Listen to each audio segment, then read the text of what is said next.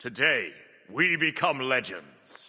Today's Titan Talk was the end-of-year roadmap show where they showcased a lot of what's going to be coming in the final 3 updates of the year. For those unaware, there will be 3 more updates this year on November 18th, December 2nd, and December 16th. Then the team will be taking a break over the Christmas period, so there's going to be no patch on December 30th, and the next patch will be January 13th. As always with these roadmaps, everything discussed here is subject to change, and while a lot of what they discuss here is fairly locked in, things do change during development, so just be aware of that. It might not be exactly what is showcased here. Jumping into our first update on the roadmap though, we have OB23 releasing November 18th, and this will be showcased on Wednesday. The god for this update is one we've already seen on the PTS, and they discussed quite a bit about her already, but that is of course Daji. In terms of her full +1 list, there will be changes to her passive that reward her for hunting down weak targets. There will be more mobility with her 3 in some way, as well as the ultimate change that we've already seen where it's now a vortex that stuns you if you hit the pillar. In terms of her aspect, it aims to focus her more into an auto-attack playstyle, and they said they expect it to still be mostly a jungle aspect, but with a different playstyle to regular Daji. More info on Daji is of course coming on Wednesday with the full showcase. The next thing coming for OB23 will be a major balance update, more than your typical patch. In terms of a high-level overview, they are going to rework a few overly complicated items. Sanguine Lash was one they gave as an example. They are also going to expand the soft healing counter items by adding some new options similar to Brawler's Beatstick and Contagion. Pon specifically mentioned that some of these new options will be focused around countering item healing and lifesteal rather than just god ability healing. They also said there will be changes to jungle starters. One of them specifically that Pon mentioned was that the healing effects from speed buff for junglers is being moved onto the starter items, which I think is great. There will also be some updates to the elixir endgame. Pon said it won't be a bunch of new stuff to spend your gold on in the endgame or anything like that, but they are going to be taking a look at elixirs and probably making them not stack anymore. There will also be some pacing updates across Arena, Assault, and Conquest. No specific info was given on these really. Also, they will be doing a pass on interrupted leaps, where on your client you have jumped into the air, but on the server you aren't in the air yet, and so you get interrupted out of it. Pon said specifically that what they want to do here is move every leap a little bit more towards how Hu Yi leap works, while moving Hu Yi leap a little bit more towards normal leaps. So that essentially they're all at a middle ground between your typical leap that you'll see in the game right now and Hu Yi's leap, which if you're not aware, Hu Yi jump is basically frame 0 immune and is impossible to interrupt. Also in OB23, they will be doing the next phase of Conquest updates, which will include lighting and other aesthetic aspects of the map. OB23 will also be the start of the Yulefest event, which is going to be similar to the Reaping event that we just had, but winter/Christmas themed, with some classic skins and new skins in the spirit of the holidays. There will be a candy collection quest similar to the Reaping as well to get some free rewards. There will be 3 Yulefest travelers in OB23 for the event, and it will run through OB24 and 5 as well. This event will also come with a holiday advent calendar, which is sort of like the daily login where each day you can log in and get some free rewards from the advent calendar. That's the major things, but Kilgun said there will be a few other things in this update, like cast confirm tips, which are sort of like indicators that tell you when you can refire an ability, like Ares chains for example, as well as some new teleporter effects in the supporter store, and a few more things. OB23 is looking like a huge patch, all things considered, with the major balance changes, pacing changes, conquest updates, a new event, and a ton more. The full showcase for this will be on Wednesday this week, so make sure to tune into Titan Talk and or subscribe here to catch my recap of the update when it's revealed. But moving on to OB24. OB24 will be releasing December 2nd, and the god of the update will be Artio. In terms of +1 changes, one of the biggest ones is that her Druid stance basic attacks will now be ranged. They've also increased the range on healing allies with her Druid form 1 because it was pretty small in Smite 1. Artio will also be a hybrid scaler, which was to be expected I think, but that's now officially confirmed. In terms of Artio's aspect, they didn't reveal much, but Kilgun just said bears, so possibly an aspect that focuses more on her bear form in some way. Feel free to speculate down below of course. Obviously we have less detail on Artio right now as she's further out, but that's a little preview for what we're going to be getting. In terms of the rest of OB24, there will be more conquest updates here as well, with continued aesthetic improvements to the map and some more gameplay changes in this patch as well. They did reiterate that their current plan is not to tear down the map and remake it, but to keep iterating and improving on the current map until it's in a good state that players are happy with. Yulefest will continue in OB24 as well, with 2 new travelers which will unlock unlock the reward skin for the event as well, which will be Snow Day Scylla with prisms. This is essentially the equivalent of the Slaughterhouse Shark skin reward from the Reaping event. That's where they ended off for OB24, as it's still a ways out and they don't have everything completely locked in yet, but there will of course be more than just this in the patch, and we'll get some more details on this when the update is fully revealed. But moving on to OB25. OB25 will be releasing on December 16th, and the god for this update will be Nut. They didn't have many teasers for her in terms of +1 changes on aspect, as she's quite a ways out at this point, but they did say they were potentially looking into a support aspect for her. Yulefest will continue in this update as well, with 3 new travelers, one of which will be Wreck the Hall's Fenrir. There wasn't really anything else to share about this update yet, just because of how far out it is, but there will of course be more stuff in this update that we'll get to see when it's revealed. That's about it for the roadmap. They also mentioned that there will be another community art contest in the Christmas theme this time around. Submissions will be open from November 14th through December 12th, and voting will happen December 13th through 17th, with prizes for the top 5 winners. That's it for the showcase though. There was some time for Q&A at the end of the show today with some questions about the roadmap and future updates, so let's jump into those. First up, someone asked if Nut will be a hybrid scaler, and Pon said it's not locked in yet, but he would be surprised if he didn't go in that direction, as he thinks it makes sense. Probably more of an int focus for her ability damage playstyle and strength for an auto attack build. Someone asked if RTO will be available on the PTS for Daji's update, and Kilgoon said possibly, but usually they make that call pretty much on the day of PTS going live, so tune in for updates on the Wednesday show to find out if RTO will be ready for testing.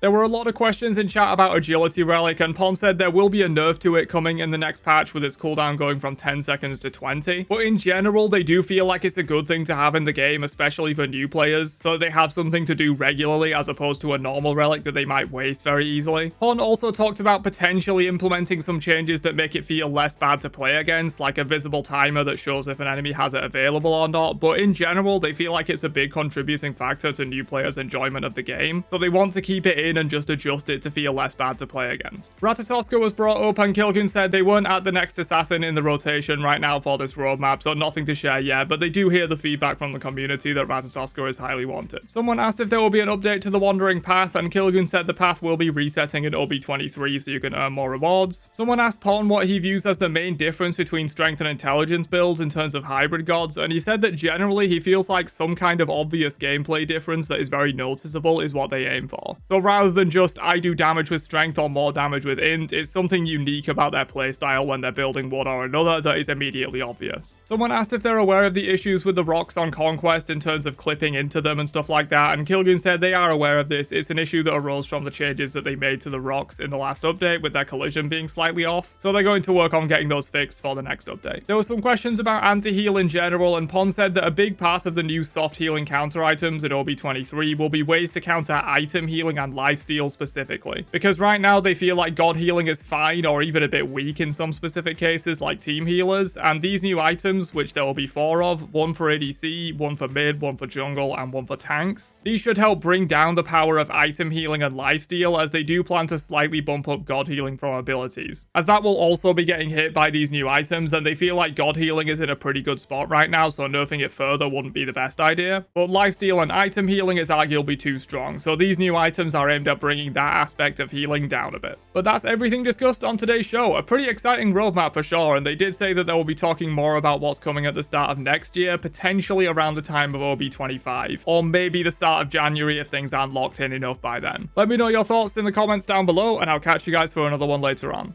Have a great day, and peace out, you nerds.